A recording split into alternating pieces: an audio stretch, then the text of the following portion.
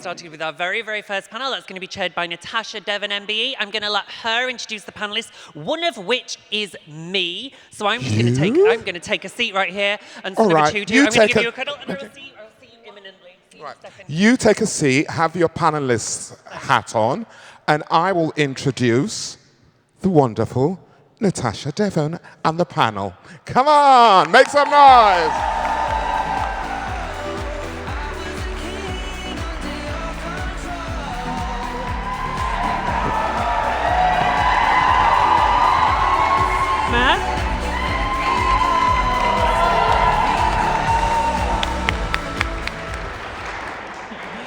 Hi, everyone. It's so good to be here. I'm Natasha Devon. I'm an author, campaigner, and I have a weekly show on LBC on Saturday evening, affectionately referred to as the Woke Hour. And I'm delighted to be here paneling today, chairing this panel. Before we begin, I just wanted to echo what Juno said just then, that from my point of view, it's very obvious to me what's happening, that Boris Johnson's premiership is hanging by a thread, and he is doing what many prime ministers have done before him, and he's attacking a vulnerable minority to throw red meat to some of the most disgusting elements of our society. But just because I can see the transparency of that as a policy, as a populist policy, doesn't make it any easier for trans and non-binary people. So to all the trans and non-binary people who are watching, I'm so sorry for all the shit you're having to go through. But I was the first to swear. But I can promise that you have an ally in me. I don't think that anybody on this panel really needs an introduction, but I'm going to introduce them anyway, starting with, of course, the wonderful Juno Dawson, author, screenwriter, and podcaster. Next to Juno, we have Abigail Thorn, who is an actress, YouTuber, and creator of Philosophy Tube. We then have Shaaba and Jamie, who are a couple of creators, and they promote self-acceptance and self-confidence and are advocates of LGBTQ rights. And then, of course, there is Kenny Ethan Jones, former model, writer, advocate, and consultant. And the first question that I'm going to put to everybody on the panel is, when did you first become aware that this was an issue? And I'll tell you when I first became aware. I was speaking at the Girls' Schools Association conference in 2017, and I was doing a keynote about mental health, and a section of that keynote I dedicated to how triggering heteronormative assumption can be. If you are a queer person at school, there is so much pressure on you to come out in order to stop the banter, which is just seems to be the water that everybody's swimming in at that age. And I was saying how, we should just assume that there is a queer person in the room and speak and behave accordingly. And then I suddenly remembered where I was, and I said, oh, I'll give you an example that is relevant to this audience. If I came into one of your schools, the Girls' Schools Association, if I came into one of your schools and I did an assembly, I would not begin that assembly with the words, "Hello, girls." I would say, "Hello, everyone," because that is a more inclusive way to begin an assembly when you don't know how everybody identifies. You don't know how everyone's identity. I thought that that was a really uncontroversial thing to say. But there was a journalist in the room from the Daily Mail. By the time I left the conference, the story was online. I was on the first 5 pages of every major newspaper the next day. Piers Morgan got hold of it. And the story became that I was trying to ban the words boy and girl. So suddenly I was in the eye of this storm, and I was seeing all of these transphobic arguments. And my overwhelming response to it was, haven't we done this? It's a contagion, it's a fetish, it's a mental illness, it's going to confuse children. I thought we'd completed that level. It was just recycled homophobia. And I think that's really when I realized how deep this problem goes and how entrenched these types of arguments are in media. But I'm willing to bet that the problem began before then. So I want to ask each member of the panel, when you first became aware, what a problem the British media has with trans people. And I'm going to start with Kenny. Sure. Mine isn't from the UK. Okay. Sorry, my example, I don't know. So basically it was Laverne Cox, and it was when she went on the show, The Katie Show, and it was essentially meant to be about, how she had become a main star in Orange is the New Black, and just talk about like what's next and like being proud of her and all these things. And instantly it turned to a conversation of what genitalia do you have? Right. And it was just like, really, the conversation was meant to be something very uplifting, very honest, and it's automatically gone to subjectifying a trans person to genitalia. And Laverne Cox, being the woman that she is, flawlessly shut that conversation down. But that was, in 2014, and I remember sitting there going, wow. Like, after that as well, what happened was people started to ask me about my genitalia and, oh, do you want the surgery, and all of these different things. And I was like, this is not okay, because people pick up things from the media and then think that it's acceptable to ask those questions in their day-to-day life Right. to other trans people. And so that was my first experience. And I just thought, wow, this is going to be a roller coaster ride. And I just seen it escalate. And it starts in America, it comes here. And so, yeah, we just see more of that. So you think it came across the pond? Yeah, because I feel like, America and the UK, we kind of start things and we set the tone for everywhere else. And I think Laverne Cox was kind of that first person I remember seeing of being like quite a star. And I think, yeah, she just happened to be the person that everybody wanted to get at, unfortunately. And God bless her soul, because she's worked through it and she's just such an incredible, strong woman. Yeah. Thank you. What about you, Jamie and Shaaba? I did ask beforehand, is it okay to ask them questions as a couple? And they're fine with that. So what would you say your answer was? I'd say there's, like, ever since I even knew I was trans and that trans is the thing, there's always been, like, this kind of battle against trans people in the media. It's just kind of evolved over time. So when I first came out, a lot of the articles I was seeing back in 2011 is like, it's, like sex change scandal, and it's all of this sensationalizing, and like Kenny said, it like focuses on trans people's genitals and bodies and not trans people as people. Yeah. And I think that that's something that's kind of evolved. So the sensationalism of it became less acceptable over time, but then we've got this kind of new like gender critical transphobia wave coming in that's getting louder and louder, and this fight against like children having access to transitioning. There was a documentary back in 2017 that really like, it was kind of like premised as being something more positive, but it was just really attacking trans kids, trans people and their families. And I think that is when, like 2017 is around when I noticed like really this massive wave of like, trans women kicking them out of women's spaces, and this attack on trans kids as well. Interesting. Okay, so it's around the same time actually that we both noticed that wave. What about you, Shaaba? I guess my perception is a little bit different because, and I have to say, massive shout out to National Student Pride. Look at the diversity on this panel. I am the token cis person. That's amazing! But yeah, because of that, my introduction to the trans world very deeply came from my getting to know you. And so looking into it, I question whether we can really say like where it started and where it's been seen, because I think the most prominent figure that comes to my mind, who's super underrated, is Caroline Cossey, who as a Bond girl from the 80s received so much hate and media attack. And this was like generations before us, So it's always been very prominent, and as you said, with the very new wave of she who shall not be named, it just seems like it's just not going away. So yeah. Abigail. I mean, even before Caroline Cossey, way back in the 20s, we had Christine Jorgensen, who was the famous subject of the headline, like, GI becomes blonde bombshell. It's like, oh, great, look at what science can achieve. Meanwhile, her black contemporaries were being arrested for breaking like cross-dressing laws. And even after a few years, the media turned against Christine as well, because they deemed her to be like a fake trans person, which is kind of levels of weirdness that we don't have in this era now. But yeah, I mean, even before that, it's generations old. What do you think, Juno? I think. Okay, so I can't put my finger on exactly when things started to go wrong, but I know it's definitely gotten worse. Yeah. So I came out to my friends and family in 2013, and there was a genuine, polite curiosity about what my transition was going to mean.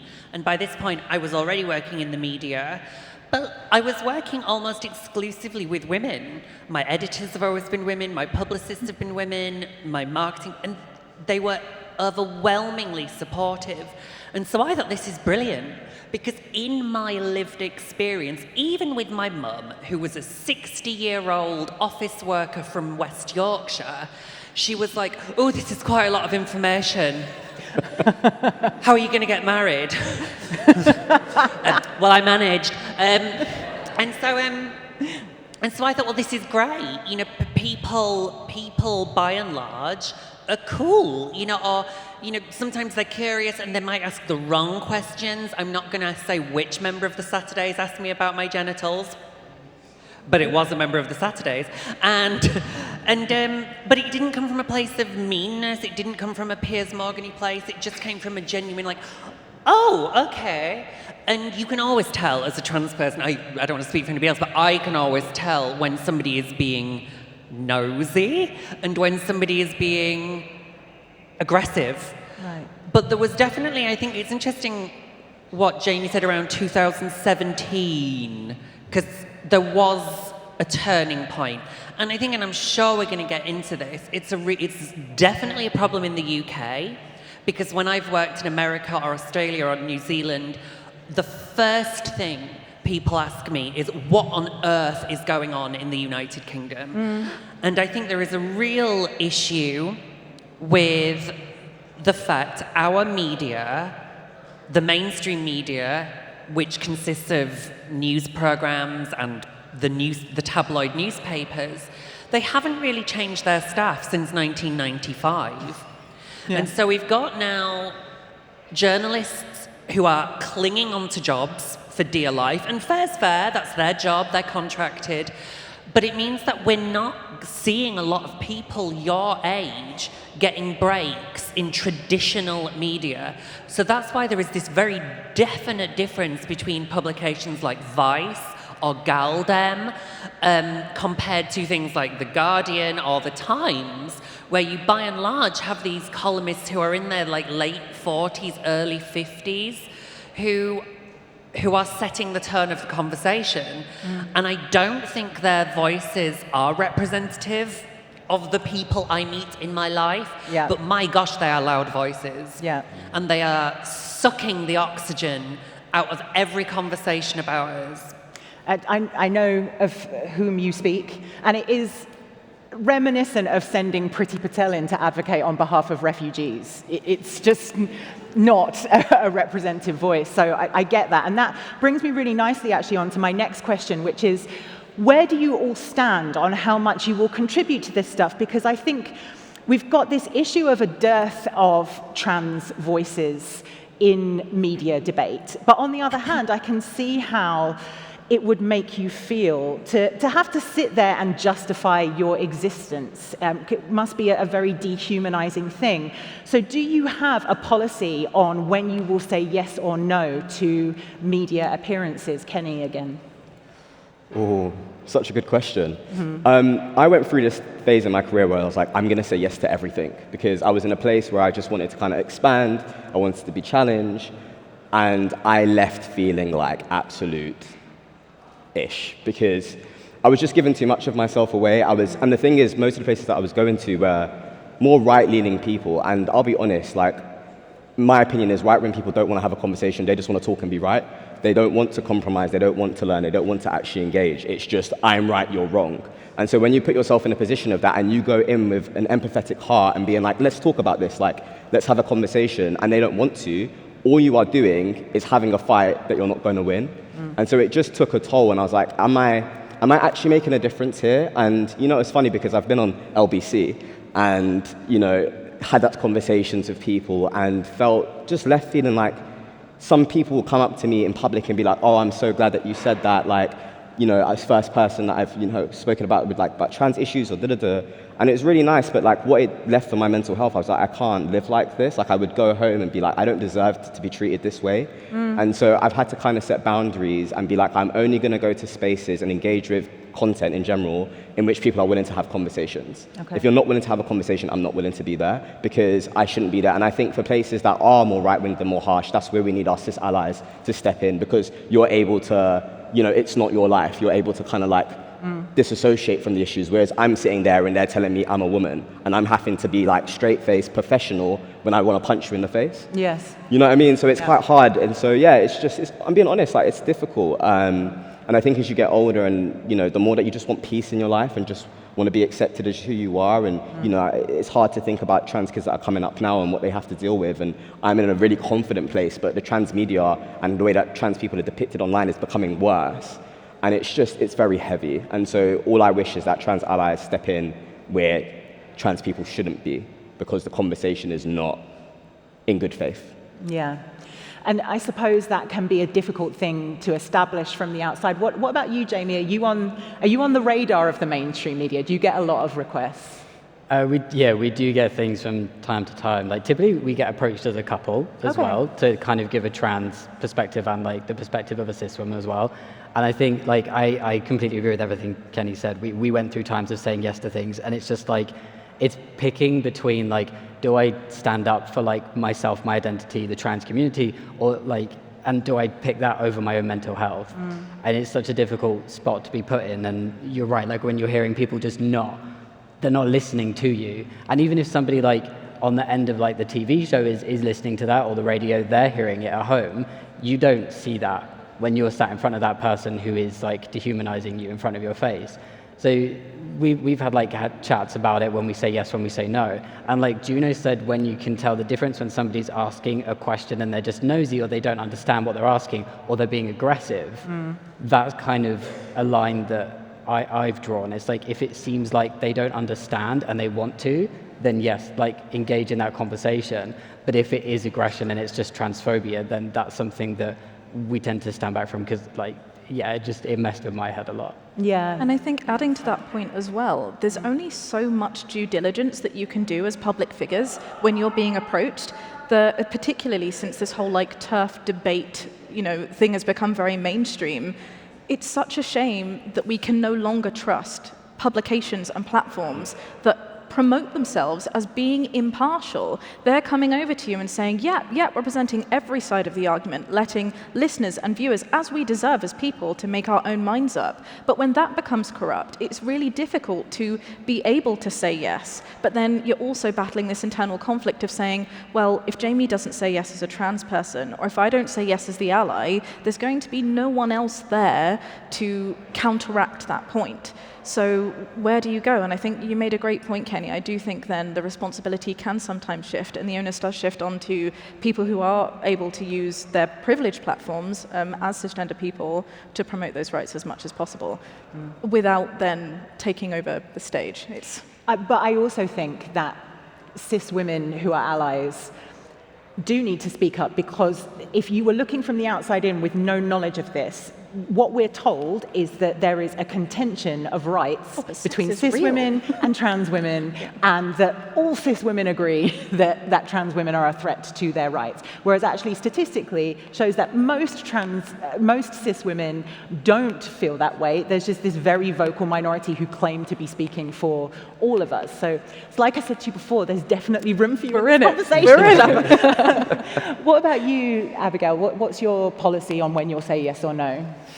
Well, I do turn down interview requests and media opportunities from transphobic platforms. Politely. I guess fundamentally, there's this idea that if we can only have the right conversations, if we can only make the right speeches and disseminate the right ideas, then society will change. It's a very liberal assumption, capital L, and I'm not a liberal, so I'm afraid I don't share that assumption. If everyone in the UK woke up tomorrow and had like the right attitude about trans people, there would still be queer people younger than me living homeless in my neighborhood. We would still have a segregated healthcare system. So I guess my policy is that fundamentally I'm not really bothered about conversations and debates. I'm not even really that bothered about representation. What I want is trans power. I want us to have the political control over our own lives that cis people have to a degree that we don't. So if a media opportunity or a conversation advances the goals of trans power, then I'm happy to take it. And if not, then I'm not really bothered. Interesting. Yeah. Juno, you very kindly agreed that I could interview on LBC. You on LBC, thank you so much. But I did see recently you turned down an interview with another media I was outlet. not as polite as Abigail. I think the exact words were, "I would rather shit in my hands than clap." Were the exact words used. And I will say it was GB News. I mean, can you imagine? But the reason is, it's like Natasha said, because I believe that by taking part in the debate, I am validating that there is a debate to be had. Yeah. When I just don't think it's true. So I realized quite early on that it's like this role play.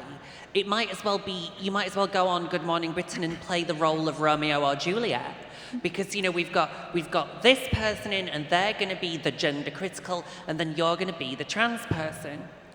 But I think it's just a complete false equivalence. And I think that's something that news needs to look at really specifically about a range of issues. For example, something that's going to kill us all, regardless of how we identify, climate change. Yeah. It is not equivalent to have a human being saying, I think we should be concerned about climate change because literally all of the evidence suggests it's real, versus a person saying, no, because actually the world is flat. And they are, the news sets these opinions up as equally balanced.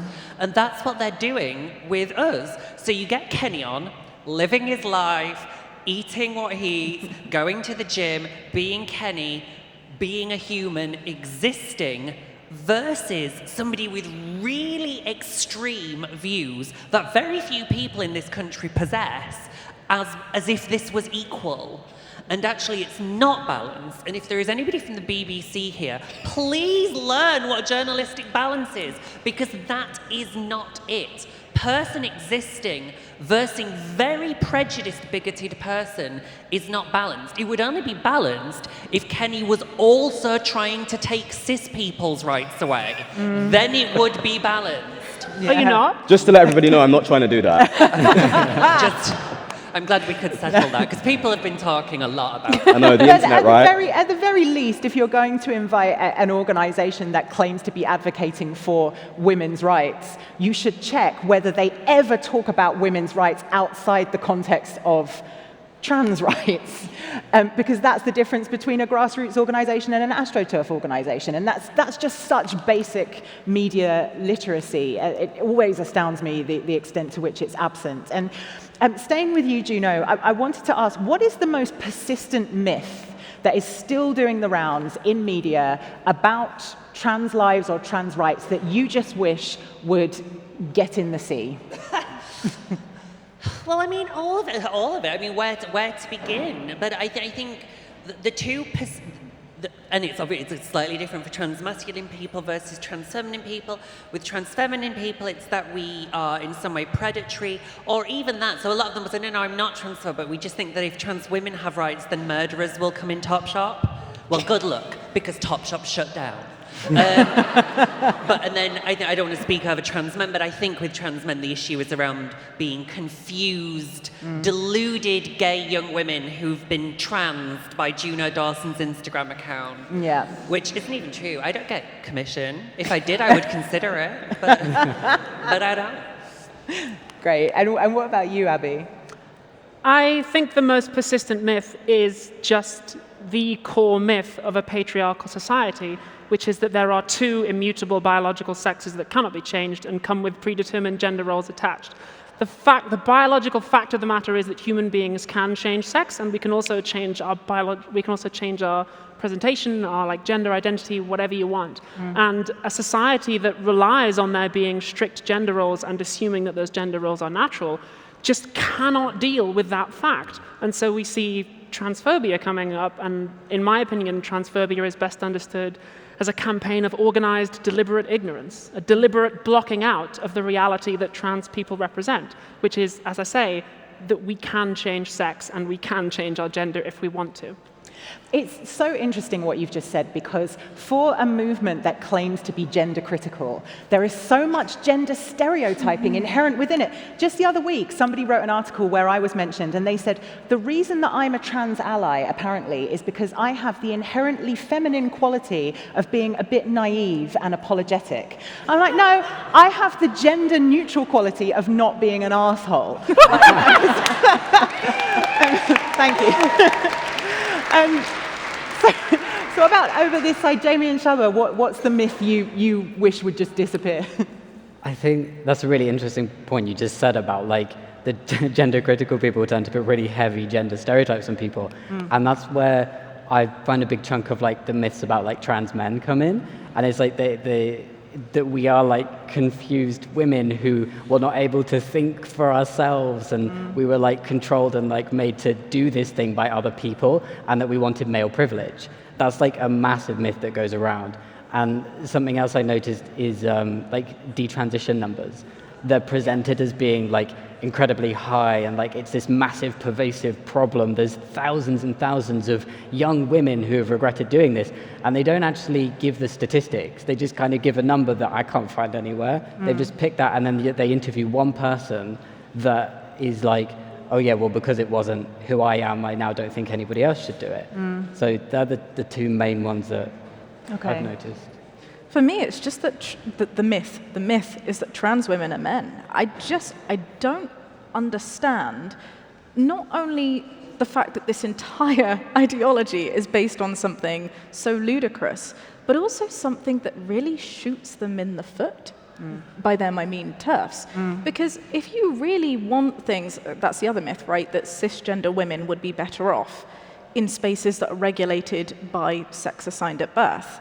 So really what you're saying to me, Mrs. TERF, is that, is that you would rather be in a bathroom where Jamie is in the women's bathroom, right? I don't want to be. And that having people that look like Jamie in the women's bathroom, allowing that would deter men who are actual predators to be able to come into these safe Oh my God, I had spaces. never thought of that. You've just blown my mind. It would make it easier. What? Like trans men are the kryptonite to the TERF argument. Yes. And I don't Because predatory men understand. could just claim to be...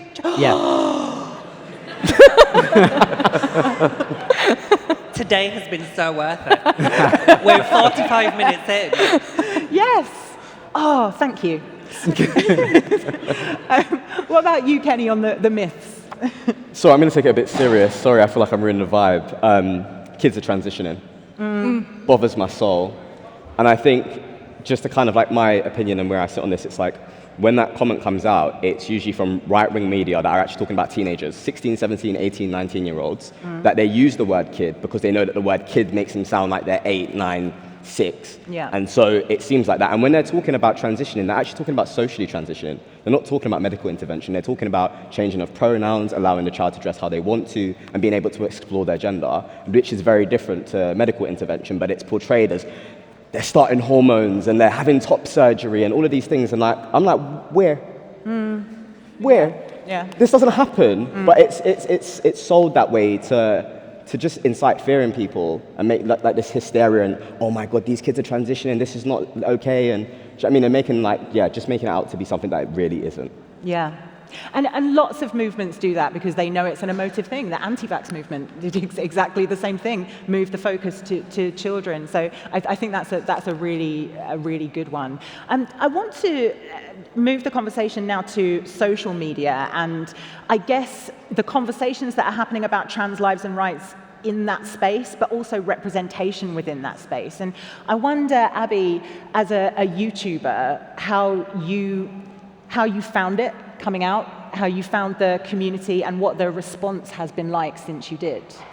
Well, I'm happy to say that the response to my coming out has been overwhelmingly positive. I mean, the Philosophy Tube audience are a phenomenal bunch, and I think also a few of them may have guessed before the big day. The response has been really good. It's certainly put the pressure on. I've found that being a prominent trans person in Britain comes with some pressures, and also just like being a woman in the public eye, as I'm sure you know, has some pressures as well.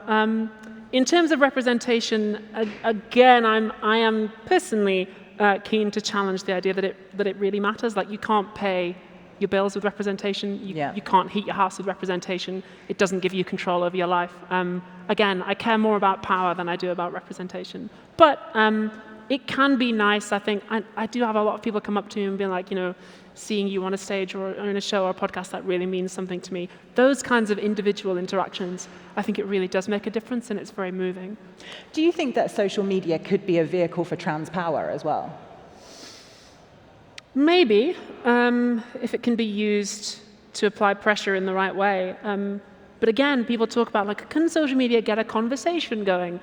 Really, there's only a few cis people that I'm interested in conversing with about trans rights, and they are like the NHS head of special services. And I'm like, you need to desegregate the healthcare system immediately. If social media can somehow put pressure on, I won't name him, but on that particular man, then that would be nice. Okay. And Jamie and Shaaba.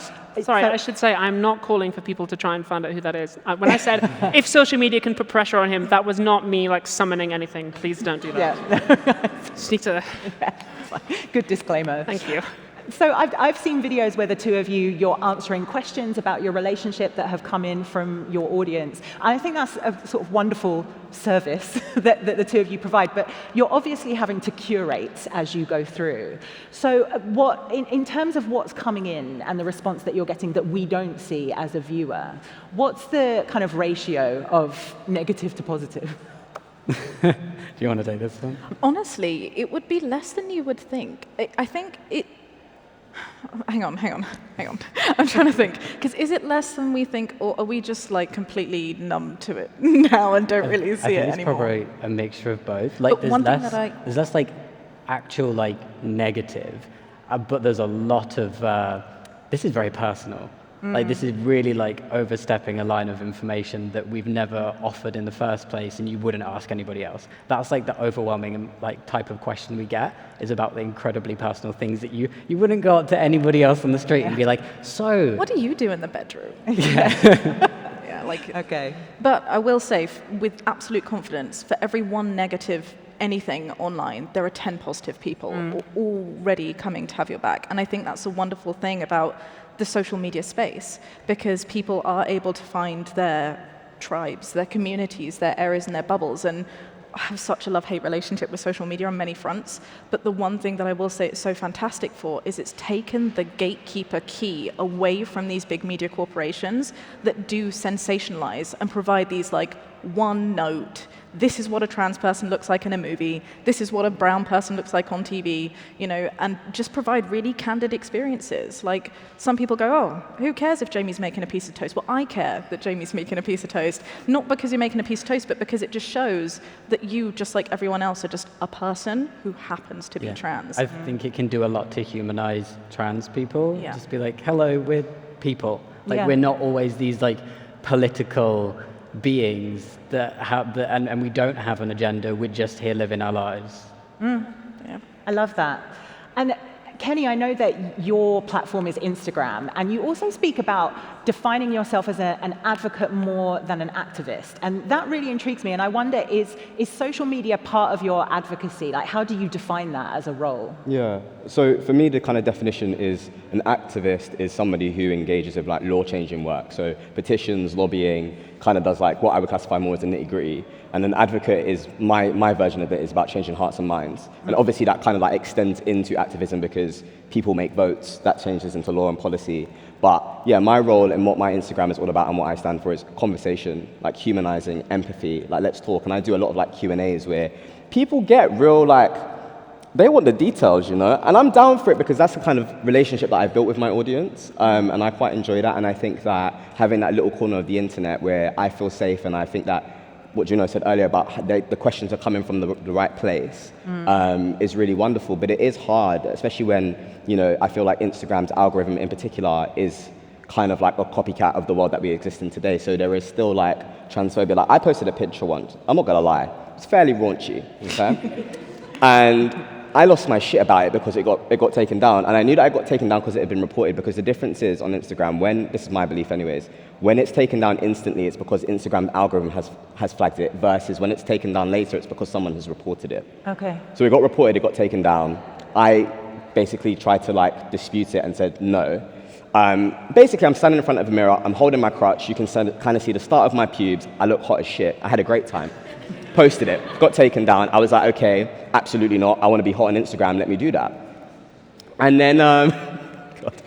And then, yeah, they basically turned around and said, no, we're not. And this is me having contacts at Instagram as well, in a very predictable position where I can talk to them. They were like, no, we're not going to. But anyways, what ended up happening was, I did a little like test, and I was like, right.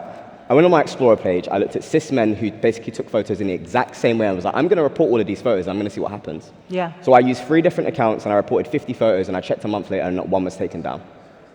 That's such an interesting experiment. And did you take that research that you've done to Instagram? Was anything followed up? No, do you know what? I just didn't think it was worth it. I was like, one day I'll write a book and I'll include it, you know? Okay. Monetize, yes. I will read that book. Yeah, do you know what I mean? And so, yeah, that was kind of like my own little research that I did, but I think that just kind of like, you know, there's other people, there's a magazine online platform called Salty as well that did like a report on like marginalized identities and how many times their accounts are taken down or like shadow banned based on like people reporting them. And like the algorithm, like the people that work at these platforms aren't perfect, they're human beings, but I feel like honestly, like they need to undergo some bias training before they're even allowed to have this kind of job, because like you need to like really confront yourself and what you view of trans people, black people, people with disabilities, whatever it is, before you should be able to turn around to be like, I don't like this person because of this, because you take your biases into your work and then it affects our lives. Yeah.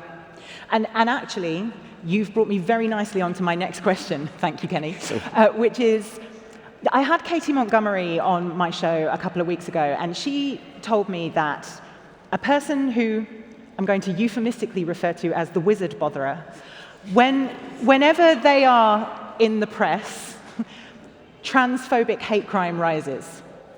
And that really got me thinking, because, Abby, I completely take your point that conversations aren't everything, representation isn't everything, but these stories in media are obviously filtering through and having a real impact on the way that the public respond to trans people. So I just wondered if you had any experience of that, of there being a big story in media which then went on to impact your day-to-day interactions. Do you know? Oh gosh, this is a really tough one, because this hints at lots of issues. Some of them are the following. And the other one, so this really segues really nicely from the last question, which is ultimately, where in my Juno Dawson's life, where have I received the most transphobia? On social media. Right. And actually in real life, by and large. And so let's rewind it back to 2015. I looked very different to how I look now. The worst example of transphobia I had was I happened to be by myself on a train carriage rolling through Clapham with a load of men who'd been watching a rugby match. And they were horrific and it was awful. But that was one thing. You know, I got off the train, I was safe, maybe I should have reported it, I don't know, I didn't. But that's maybe I can also, I remember once a teenage girl took a picture of me on her phone when I was on the bus, and I was like, could I at least turn to my good side? But, so the fact that I can only remember a handful of real life incidents of transphobia compared to the literally hundreds of messages I've received, particularly on Twitter. I really need to deal with my addiction to Twitter. I just have to leave the platform. But I think there's a real power in kind of, and it's especially now, it's Jamie Windust, the amazing non-binary model, this week said, you don't, as trans people, we don't have an obligation to be plugged into the discourse. Right. We are allowed to say no. And actually what I think I'm going to try and do is spend more time in the real world, where actually by and large I don't receive wizard botherers swooping down at me on a broomstick. You kind of, it doesn't really get to me in quite the same way. And also, and I'm trying to balance this again, there's issues around passing privilege as well, which I'm fully aware of, and that's a whole other panel. But even I'm rolling back to the earliest days of my transition where I looked very, very different to this. By and large, in my real life, I experienced kindness, the occasional pity, Right. but little, mercifully little violence. And I think that's something to bear in mind. That didn't really answer your question, and I know it didn't really answer your question. No, I think that's a good answer to give, actually, because you always have to be very aware that there are people who haven't come out yet, potentially, or haven't started their transition that might have an additional layer of anxiety or fear around doing that because it's very easy to list statistics. But when you get to somebody's actual experience and they're saying it, and both of you have said it's not as much as you would think. And I think Wizard that's Lady cannot get to you, Natasha. Yeah. She can't get to you. She's not real. What about you, Abby? I do recall one specific occasion. It was, I think, in 2019 when the Times ran an article about an online pharmacy that was prescribing hormones to trans people. That article was not written by a trans journalist. It did not quote a single trans person or speak to any pro-trans groups. It was written in such terms of moral panic that there was a huge backlash, and the pharmacy stopped prescribing to trans people. And thousands of us lost access to our medicine as a direct result of that journalist's work, who I believe is still working, and the Times has, of course, never apologized for this. So that's one occasion on which I can recall the public discourse having a very immediate, violent effect. Because although I do prefer power to kind of conversations and debate, it must be acknowledged that the media and conversations do what academics call stochastic terrorism, which is it creates the legitimizing conditions for transphobic violence. Yeah. Yes.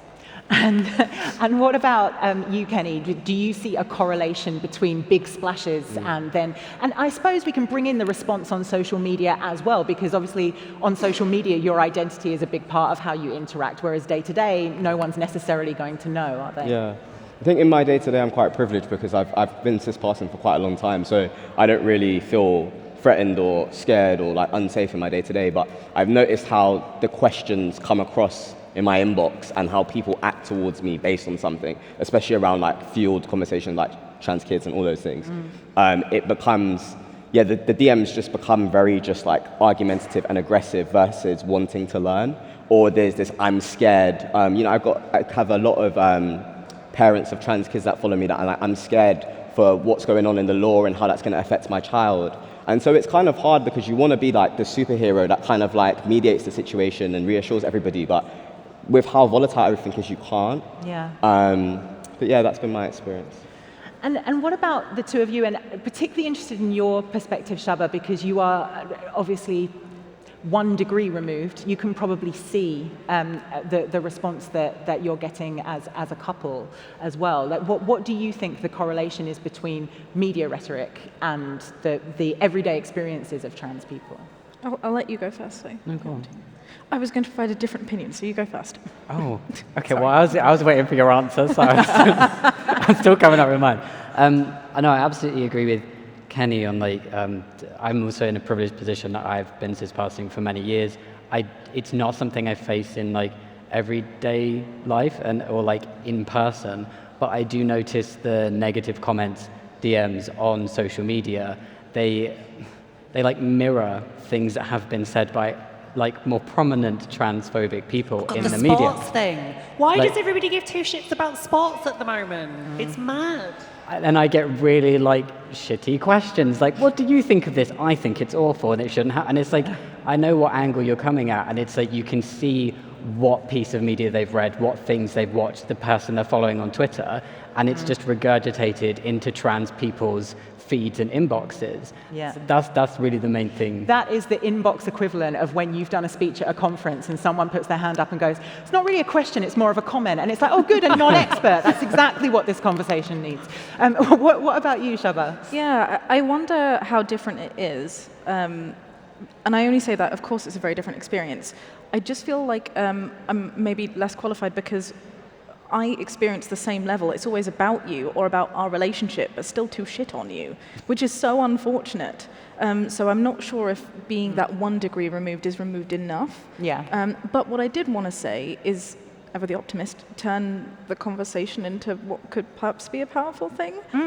During my doctoral research, and we're going to talk sports, and I so suck at everything football, so I'm so sorry if this is wrong, is in the names. I believe there's a really prominent footballer called Mo Salah. Yeah, I'm asking the wrong crowd. You don't know either. It's fine. Who played on a Liverpool team, and we know that the North is not always the most liberal in the UK. But actually, studies found that Mo identified as Muslim, specifically in that area, just by having that level of representation in that discourse on social media. Anti-Islam, so Islamophobic discourse in real-life community reduced by over 50%.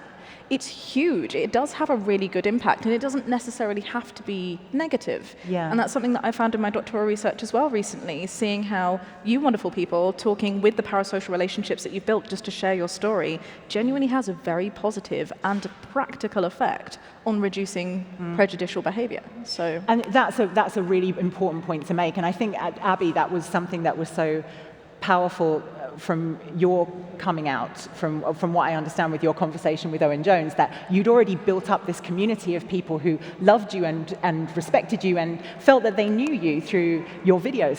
So therefore, you're not just a trans woman. You are a trans woman that they know to some degree. And there is something really powerful in that, do you think? Yeah, I agree.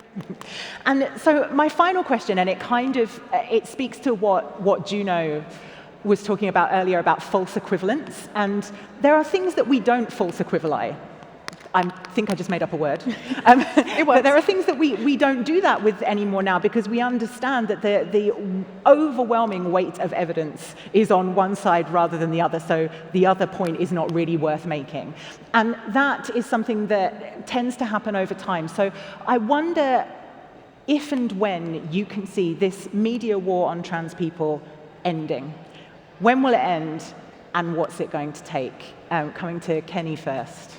No, I'm going to need a minute. Okay, Juno. Okay, I think I'm deceptively old, and I've lived through this before. You Yeah. know, I was a teenager in the 90s. I saw the way the conversation around gay people, particularly gay men and lesbians, I think we're still having a very necessary conversation about bi and pan people. But I saw the way the conversation changed during the 90s. It took... Depressingly, it took Hollywood stars like Ellen DeGeneres. It took people, particularly gay men, gaining power in the media. When I go to film and TV companies, there's usually a powerful gay man in his 40s now. And that's why the conversations we've seen on TV have changed. The ascent of people like Russell T. Davies into a place of genuine power within the media. And at the moment, I don't think there is a single trans person with genuine power in the UK. And I would include our recent Tory MP friend. Because look at what their boss is saying, you know, Yeah. so what is power in that kind of scenario? So I think it's going to take time. I think with gay and lesbian people, it took the best part of a decade. And I think we're going to have to tell our stories. That's what we do, and I think that's what we're doing now. It's what we do through our work. And I think that's where I'm at personally, which is the reason I don't go on Good Morning Britain, is because I'm focusing on my work. My new novel, Her Majesty's Royal Coven, is released on the 22nd of July, and it says everything I want to say about witch botherers. And that's all we'll say about that.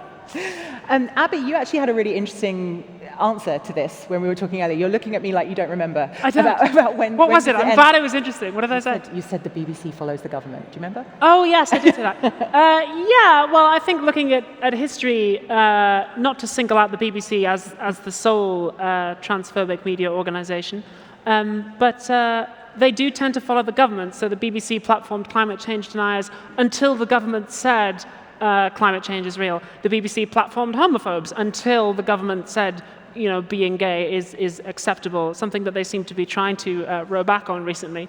I might also add as well that even though there are some gay people powerful in media, again, like still a lot of gay people deal with like being disproportionately low income and disproportionately likely to be houseless. But I think it will change when we have trans power, or rather, it will become less relevant when we have trans power, because at the end of the day, I don't particularly care whether my GP goes home at the end of the day and reads the Daily Mail and goes, ha, that bloke is out of his mind talking about me. I care that he gives me my goddamn medicine on time. Yes.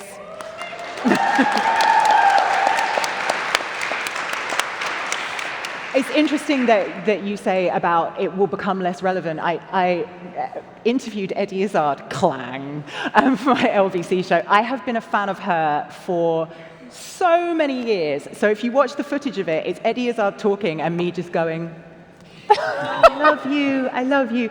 But she said this thing of LGBTQ people need to get to this thing where it's behind us. And I said, what do you mean? What do you mean by behind us? And she said, it's the least interesting thing about me. It's behind me at the end of a long list of my accomplishments. And I thought that was, she's a really visual person, and the way that she speaks about these issues, I thought it was a really interesting notion to think of it as being behind you. So when does it end? Jamie and Shaaba, what do you think? I think specific elements, and what's being targeted in a moment can come to an end, but I think there's always an undercurrent of marginalized communities getting shat upon within the media in various places. But I think for it to calm down, it, like Abby said, it has to disseminate from above. There needs to be powerful voices, trans and cis allies, supporting trans communities and trans people, and pushing that down so that it's in the media and then it reaches an individual level as well. Okay. Kenny, are you ready? I'm so ready now. Okay. Thank you for my time. I think it needs to be ripped in layers. I think there's so much misinformation out there that literally just needs to be kind of this is not fact, this is not true, right, next. This is not fact, this is not true, next. And I think, again, echoing what you said about having trans people in power and more trans people owning organizations and getting to a point where it's just it doesn't matter. I think, but I think if I had to benchmark a time, it's kind of upsetting. I would probably give it 75 to 100 years, if I had to. Wow. Just because I think about, do you know what? Remember when we had that conversation, we had the briefing? Yeah. And we were talking about how gay men have fitted for their rights and lesbians. And I did the research on it, and I thought about when kind of trans people became really big in press, and it goes back to 1950s as kind of the earliest things that I found. And thinking about the conversation to have them, we're still kind of doing hoops around the same things. It's just being explained in different ways. And that's why I think the misinformation and actually closing the door on certain subjects is really what needs to happen, because it seems we make progress and then someone says a different statement, or there's pseudoscience and all of these different things that basically just bring us back to the same argument. Yeah. And so it just needs to be closed. And I think if we do that, over time, we'll see real progression and we'll see more equality take place. And we need a trans full fact, essentially.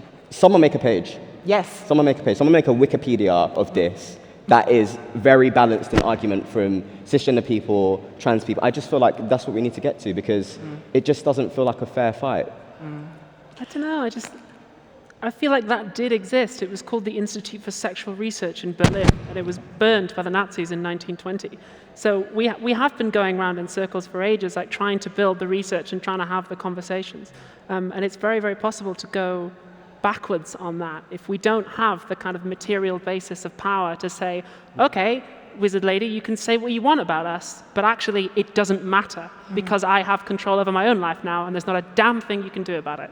That's the position I want to get to. Yeah. Well said, and I think that's a really good place to end. It's been such an honor and a privilege to speak with such an impressive group of people. If any of you can't make it to the protest tomorrow, I am on air between 4 and 7 and fully intend to do a roundup and speak to some people on the ground. So you can listen to LBC to get the lowdown on it. Thank you so much for listening.